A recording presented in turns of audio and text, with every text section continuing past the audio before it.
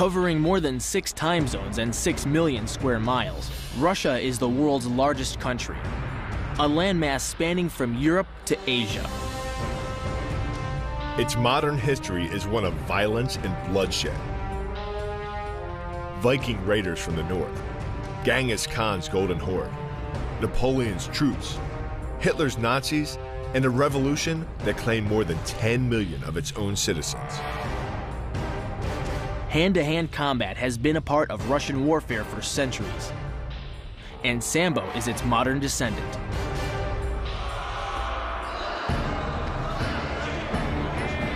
An acronym that translates as self-defense without weapons, Sambo is a fusion of fighting styles. It employs everything from karate-style kicks and judo-style takedowns to the bone-jarring folk wrestling of the Russian steppes. Sambo was first conceived for elite units of the Communist Red Army during the Revolution of 1918. Today, it's the national sport with more than 500,000 participants. And its best fighters have gone on to international fame in fighting leagues like UFC, Pride, and Pancrase.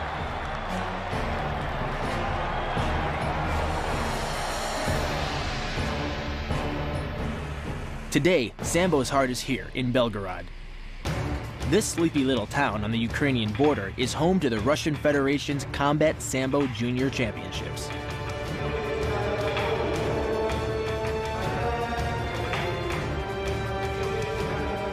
"100 regional champions from 15 former Soviet states have come to compete for the title of national champ.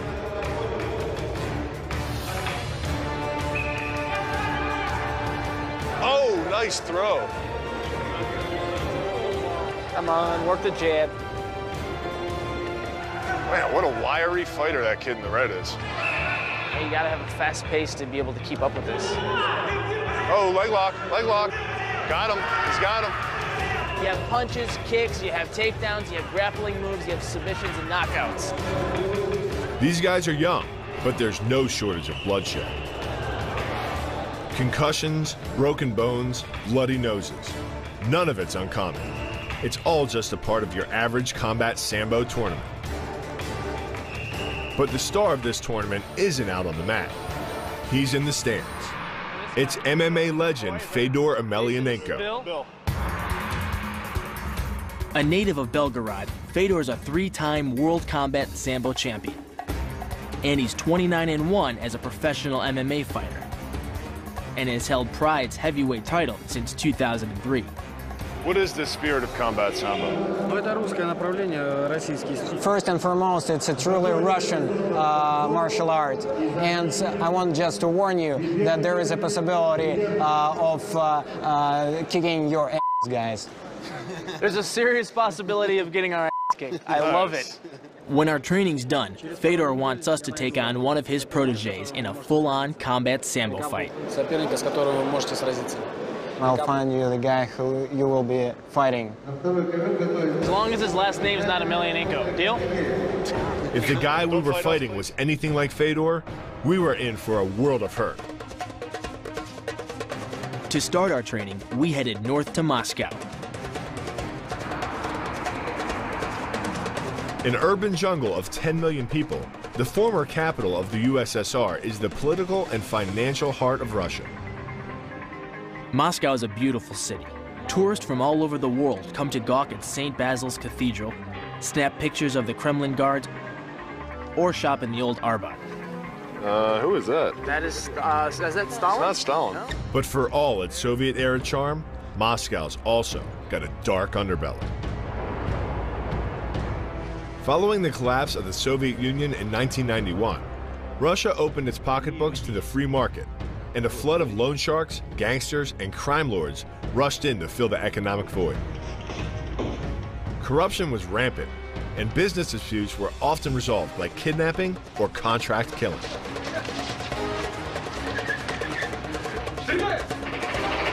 To protect themselves, Russia's moneyed elite began hiring bodyguards. These were former military men, well-versed in combat Sambo.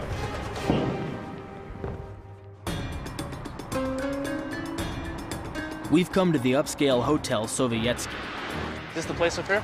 Yeah, I think this is it. A place where Russian businessmen wined, dined, and often plotted to kill one another. Here, we meet up with Dmitry Fedorov, the president of Russia's National Bodyguard Association.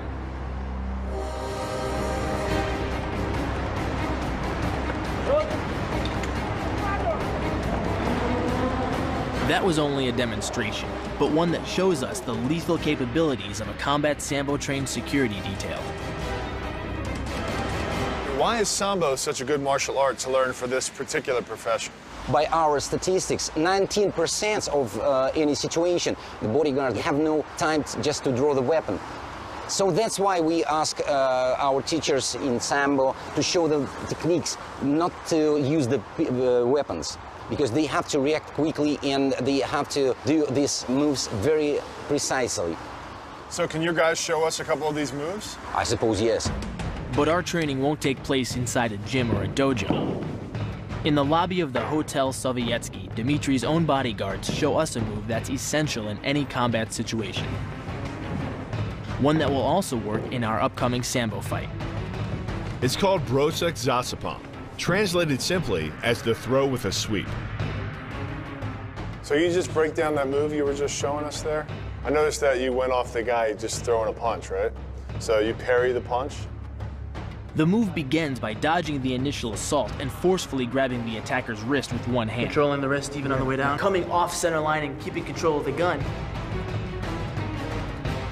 Then a quick strike to the head with the other hand throws the assailant off balance. So it takes the weight off of there. This allows for a quick leg sweep, combined with a pull down on the collarbone and a violent takedown.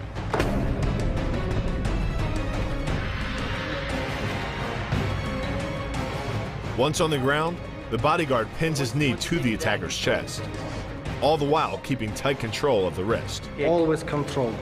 Controlling the wrist even on the way down. By grabbing the wrist, you provide hundreds of pounds of additional leverage. This reduces your opponent's ground weight by half and allows you to more easily knock your opponent off balance. The rotation of the hips then amplifies the power of the leg sweep. Coupled with the wrist grip, you are in complete control of your opponent's body.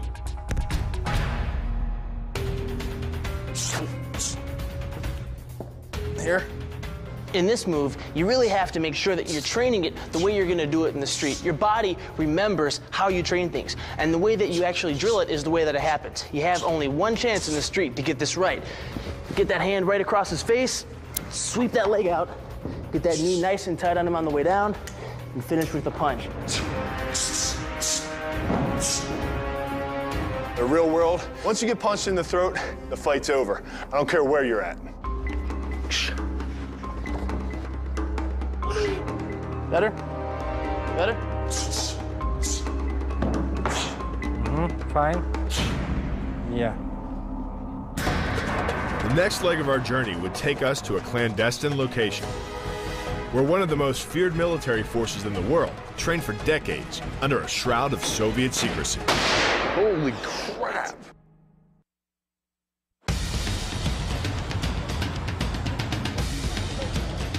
Our next destination was a secret police facility that teaches one of the oldest and most brutal forms of Sambo. This is the home of the Spetsnaz, Russia's version of the Special Forces. And until recently, this facility would have been strictly off limits to Americans. Growing up in the Cold War, I never thought I'd be taken to a secret Spetsnaz training facility by Russian soldiers. Yeah, there's definitely an awkward air of where are they taking us? We can't speak Russian to find out, and they're all packing heat.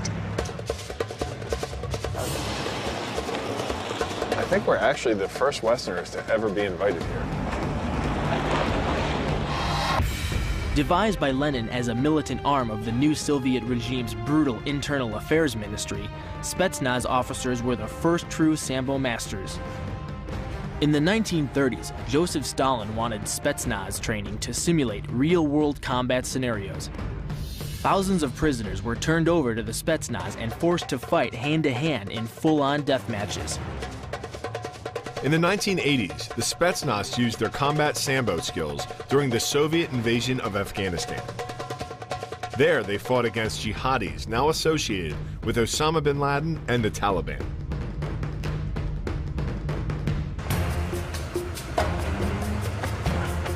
To become a Spetsnaz commando, you've got to be trained in more than just Sambo.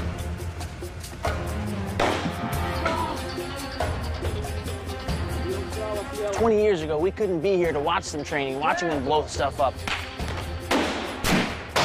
Holy crap! We'd be in front of the bullets, not behind them." Yeah, all these guys are trained in Sambo as well as trained in these armed moves, and when the guns drop, they got to go to Sambo, and hopefully they'll teach us some of it. And hopefully they'll drop their guns. We needed to expand our hand-to-hand repertoire to help with our fight against Fedor's man. A kick will definitely come in handy, so our instructor demonstrates a Russianized version of the sidekicks. The move begins by using your planted leg as a stabilizing platform. From there, you can explode your striking leg out like a piston and into one of the most vulnerable regions of an opponent's body, the rib cage. Oh, he got me that time. But more than just imparting stunning force to your opponent's rib cage, the sidekick allows a fighter to check his opponent, keeping him at a safe distance and unable to shoot in for a takedown. Leaning back slightly and driving the knee up utilizes the full power of the thigh, and the foot accelerates up to 16 miles an hour in just 1/4 of a second.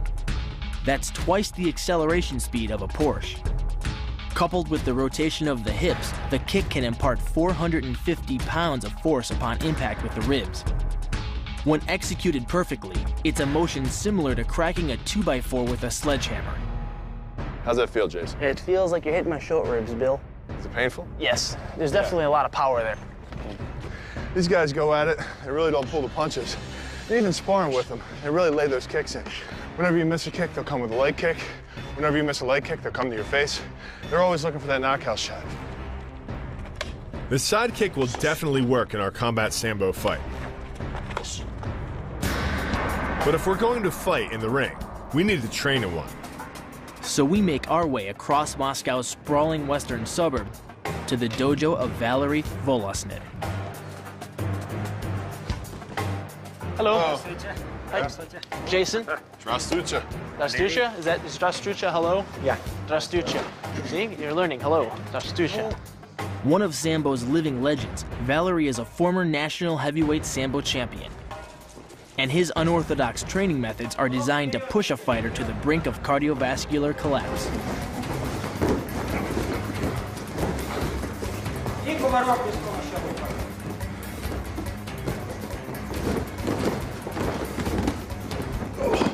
Man, this is a tough warm-up. It's meant to get you dizzy. Just like if in a Sambo fight you get hit in the head, you clocked, come up and fight. Valery and his training methods are the last living link between modern Sambo the sport and the battle-tested Sambo used on the USSR's Western Front in World War II. In 1941, Hitler's army was making a beeline for the Soviet border. Russian peasants known as the partisans joined the Soviet soldiers in the struggle against the Nazis. The Soviet soldiers passed their knowledge of Sambo to their partisan counterparts. Fighting was often house to house, even man on man. These Sambo skills, coupled with wave after wave of Soviet infantry, helped forestall Hitler's assault on Russia and paved the way for Allied victory. If these tactics were good enough for the heroes of World War II, they were good enough for us. So after our warm-up, Volosny's men showed us a Sambo move that was taught to the partisans and soldiers who lost their lives on the battlefield. It's a painful calf crush, and it's one of the nastiest submission holds in all of Sambo. It's both a crank on the knee and it's a pressure behind the calf. It's very important. To execute the calf crush, a fighter wheels in front of his opponent and threads his leg through and across the back of his adversary's knee. The first step of the move. The leg goes. So he threads his left leg in and hooks his outside leg? Okay.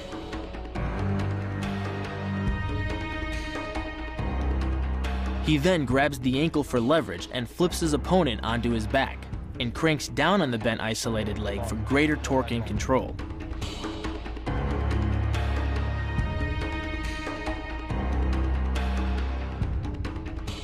So if he grabs with his hands, he's going to be able to put him in an armbar, and the move you did is going to be countered by a move. So you have to grab with your elbow over at his or your partner's foot to make it nice and tight.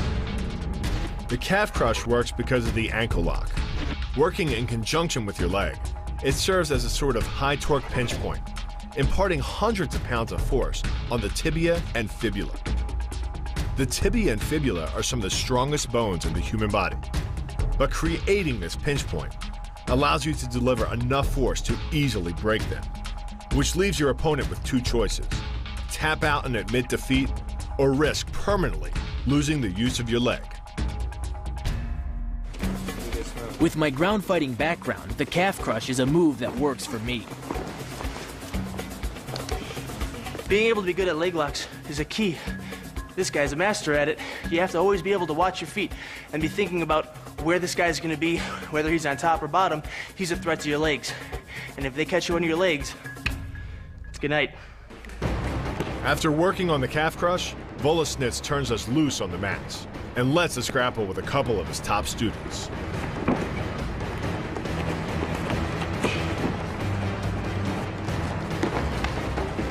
Rolling with Volasnitz's man, I could see just how similar Sambo is to MMA. Wrestling, boxing, jiu-jitsu style locks, Sambo definitely qualifies as a mixed martial art. But we still have a lot to learn. Luckily, we were about to receive instruction from one of the most decorated Sambo champs in all of Russia. Oh yeah, that's great. And experience some of the wildest training ever.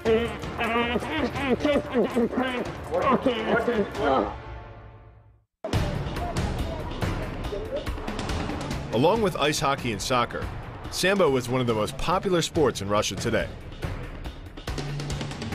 Hundreds of Sambo training gyms dot the country. And one of the most prestigious is Club Borets, in the heart of Moscow. Borets is run by three-time world champion Igor Korenoy. The guy's got some crazy training methods. Yeah, three-time world combat Sambo champion. When we arrive, we find Igor coaching his students in a game they call basketball.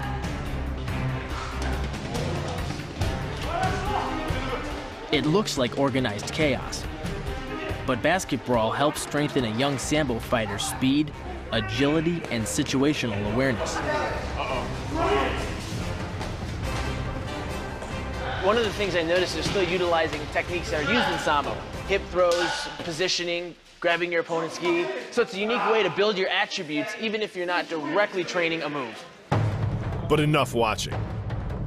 It was time to suit up and get a piece of the action.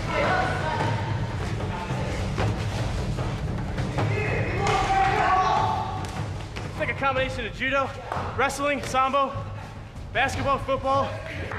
It's a combination of a lot of rough things.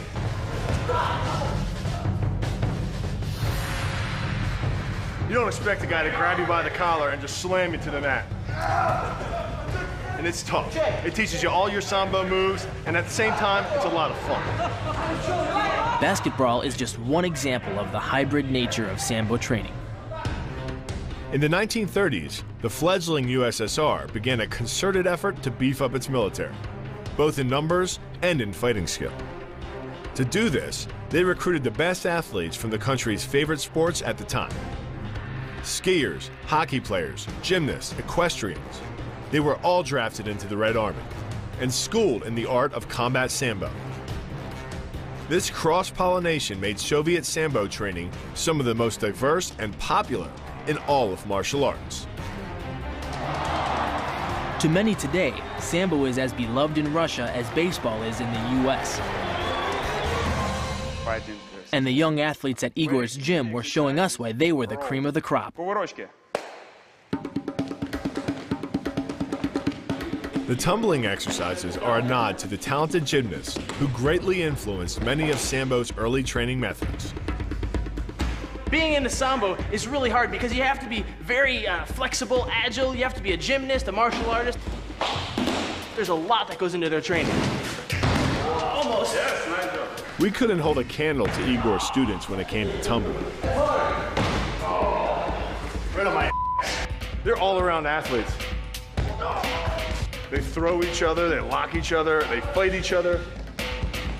These warm-ups definitely demonstrated the Sambo fighters' all-around athleticism.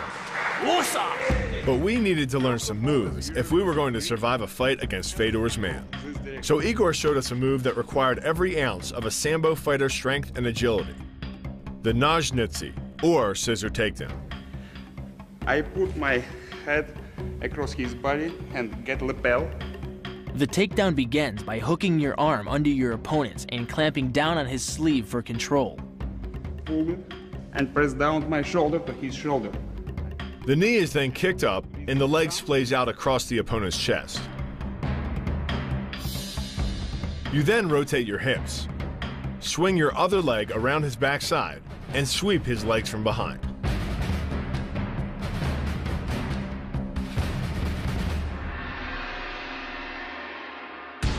The key to the scissors takedown can be found in the move's name. Throwing your legs around either side of your opponent, one high on the torso, the other just in the crease of the knee, provides you with a lever on either side of his body. It's literally like a piece of paper between two blades of a scissor, only instead of slicing through paper, you're using a combination of potential and kinetic energy to cut through your opponent's center of gravity. The downward force exerted on his gi pulls your opponent across his tipping point. Along with your body weight, you generate enough instability in your opponent to drive his body to the mat, like a child tossing around a rag doll. Oh yeah, that sucks on my shoulder. God, you feel a lot of pressure on your shoulder right away. By using that hand on there, he's able to rotate and just extend the shoulder and the elbow. Oh, that stinks. Your opponent's using his whole body weight against your legs and against your chest, and your hips are kind of the fulcrum point. Oh, That hurt. And when this move is done right, it puts you in position to land any number of submission holds. You know, it's a great move to get a Russian in a submission, but they do not tap out here in Russia. They'd rather get a leg broken than tap the mat. These Russian Sambo fighters sure could take a lot of abuse.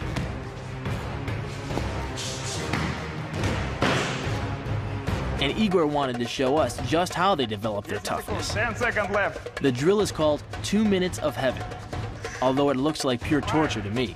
4, 3. But it's a great way to get used to the pain inflicted on you in a typical Sambo fight. Wow. it looks like a lot of fun. Lying flat on your back, 2 men control your legs via ankle locks, while 2 others put you in arm bars, pressing their legs against your throat, creating a choke. With 4 guys trying to twist your limbs to the breaking point, while 2 of them try to choke you out, 2 minutes in heaven feels like an eternity of pain. Oh, okay. I don't know what's worse, getting choked or getting cranked on. You know, not only do you have to worry about getting your arms pulled out of your sockets, but also their legs are cutting off the carotid arteries. So as you're going unconscious, you're getting pulled apart like a chicken. It's fun. I've been battered and bruised by some of the nastiest dudes the world of pro football has to offer. I figured I could survive 2 minutes in heaven, no problem.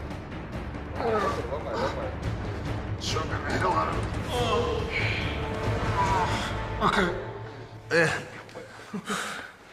Oh, that hurts so bad. I don't know what ever went through anyone's head to invent something like this. 2 arm bars, 2 ankle locks. Man, I felt like I was being ripped apart, and you can't breathe either. Oh my God. These Russians are nuts. 2 minutes in heaven was just a precursor to the move Igor showed us next, the hip throw.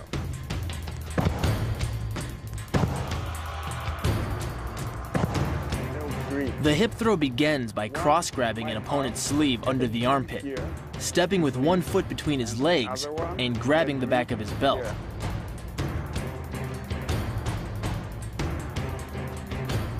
I put my hip across his body and step around with my leg. Then with a jump and a quick twist with your feet, you bend forward and back your hips underneath your opponents. To finish the move, you lean forward, bring your feet together and flip him over your hip, slamming him hard to the mat.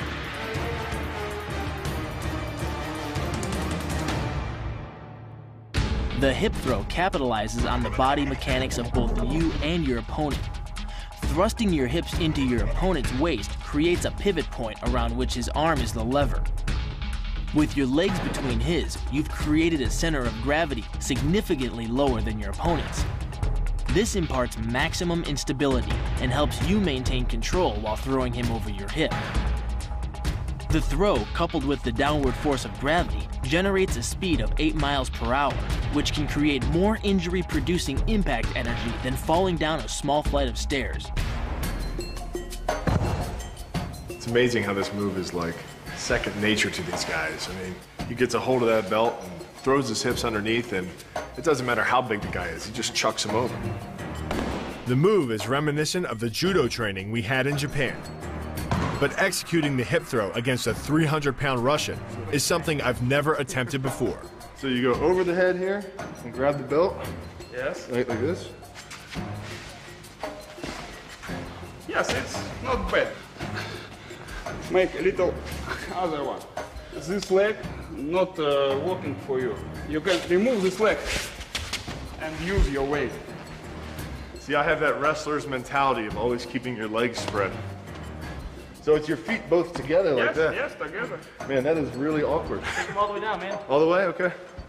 Don't afraid to lose balance for half a second. Yes, very good. Very good. Got it.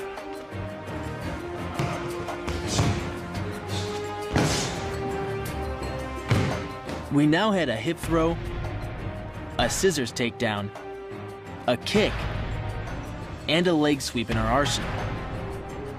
But we need to find someone who could help us tie all of our training together. So we're headed deep into the Russian wilderness to work with 2 Sambo masters whose training regimen is considered the motherland's most brutal, and to pick up a few last-minute techniques we can use in our fight.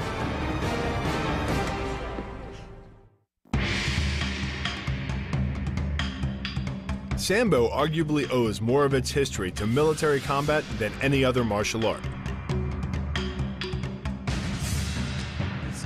And we're headed into the rugged Russian wilderness to meet with a master who's one of the core ties between Sambo and Soviet military history, General Alexander Ratunsky. The president of the Russian Federation of Martial Arts, Ratunsky helped Russian President Vladimir Putin become a master of both judo and Sambo.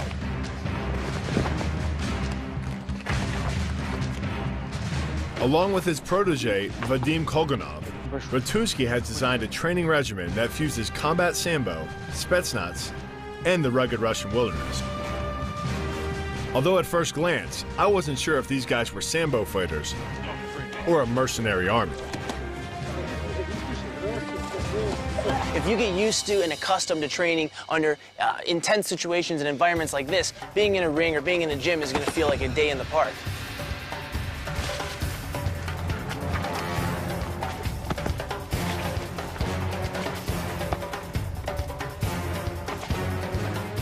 Jason, that was nuts. That guy ran up a tree, used his environment, took 2 guys hostage. I mean, crazy. Russian Secret Service, the Spetsnaz, even Belarusian and Lithuanian armed forces, they all used Ratunsky's regimen. And it doesn't take long to understand why. The general got us warmed up with a 3-mile jog. Pretty standard stuff, except for the 100-pound log on our shoulders. But I don't know what was worse, the 100-pound logs or having the general and Vadim shouting at us to pick up the pace. Gym training, come on. Come on, come on, come on, come on, come on, come on, come on. It's like the Cold War's still going on. Get up, come on. Jogging with logs in the Russian wilderness is definitely a great way to test your strength and endurance. But it was just the beginning. Next, the general and Vadim wanted to test our technique, so they engaged us in some hand-to-hand sparring drills. According to the general, these are the same hand-to-hand drills that the Russian fighters have practiced since the days of Lenin. As we focused on the movement and honed our technique, we couldn't help but wonder if this is what life for a soldier in the Soviet Red Army had been like. That's when the rain started coming down. At first, I thought the General and Vadim might break for the weather, but they just pushed us that much harder, demonstrating a series of counterattacks and shoulder locks that are taught to Special Forces soldiers throughout the former Soviet Union. Put your right arm on his elbow crease and your left one on your bicep. Put the pressure on his wrist here and pull his arm away.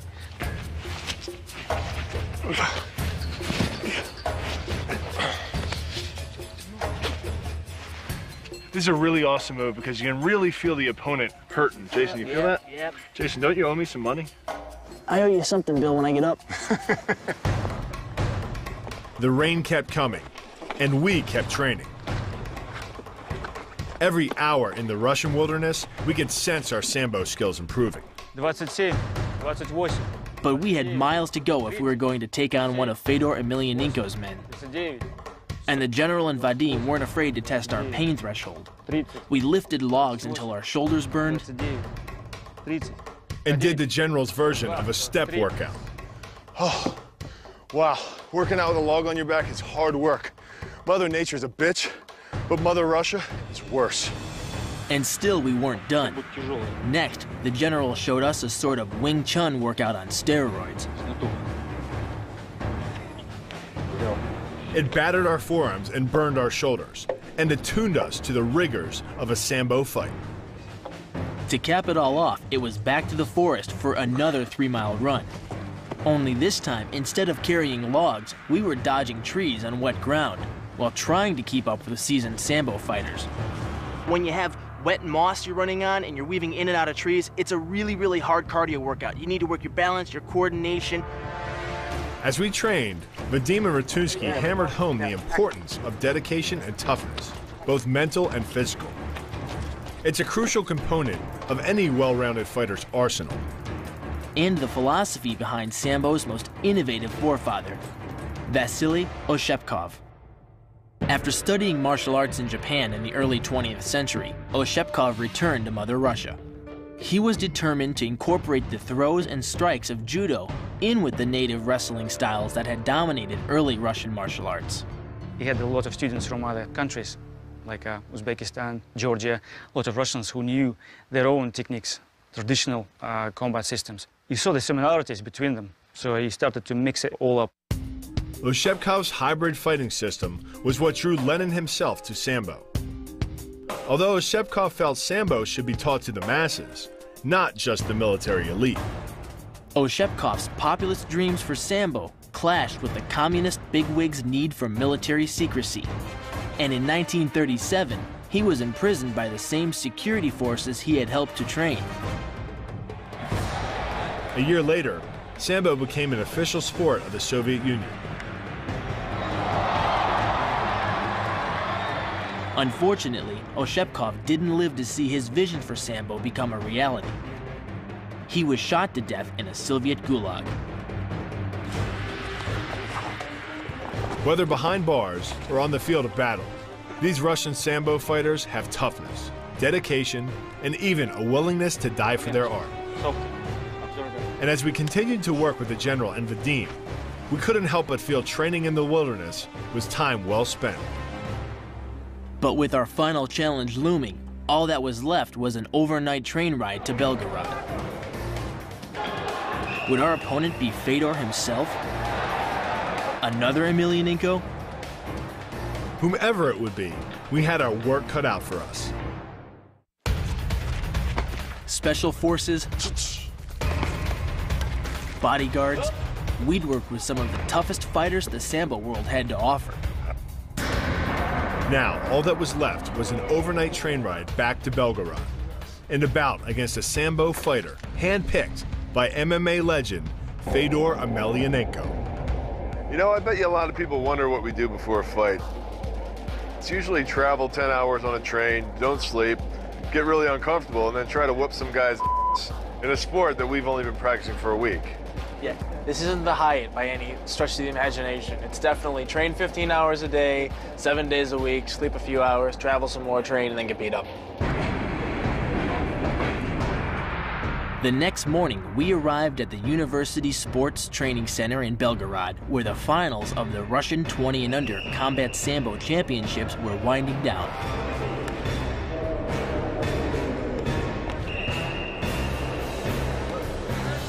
Inside, we met up again with MMA legend and Sambo world champ Fedorom Emelianenko. At first, we were worried the fighter Fedor had selected for us would be Fedor himself. But then he introduced us to our real opponent. So I take it this is our guy? Yeah. You are tall, man. 6'4", 225-pound, Alibekov Asiatilo. He had 6 fights, major fights in amateur combat sambo. Is there a professional combat sambo? The professional? Me. Oh.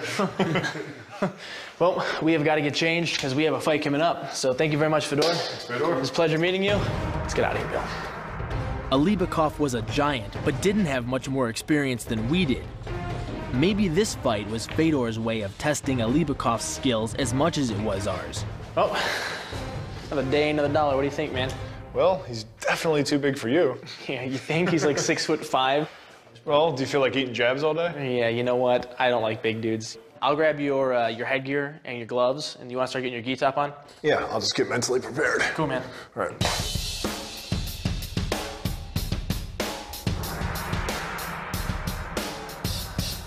This guy's tall, he's got good jabs, he can stay outside. I don't want it to stay outside, so hopefully I can grip him up, take him to the mat.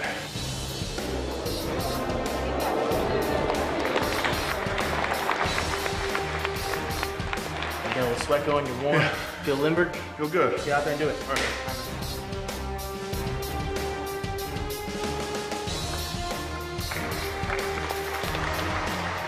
You're gonna clinch, he's not gonna do any damage with his strikes, he's not gonna be able to submit you on the ground, you're so much stronger than he is, and just use that and play a safe, tight game. Go, Bill. The referee explained the rules. 2 2.5-minute rounds. Takedowns, punches, kicks, and chokeholds are all allowed. All strikes are worth 1 point. Takedowns are worth between 1 and 3 points, depending on their effectiveness. Chokes and locks only matter if they lead to a submission.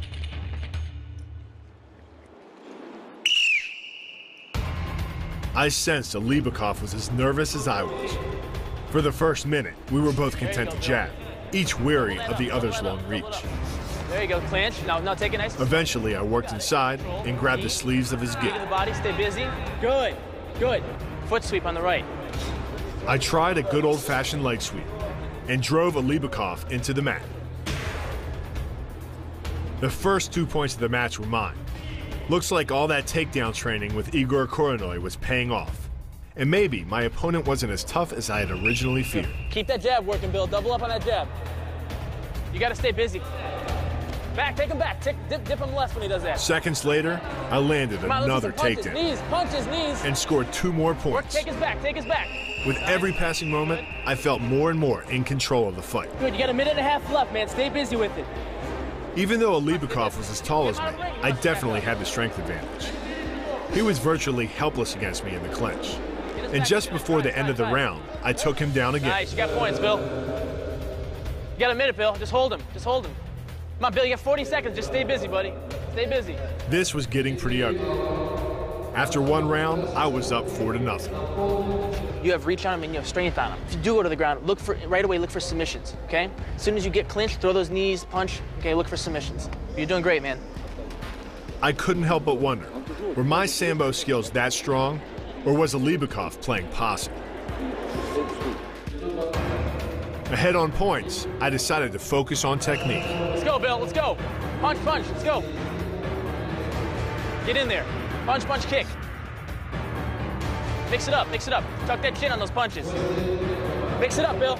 You stay busy, stay busy. I tried a series of kicks, just like the ones the Spetsnaz soldiers showed us.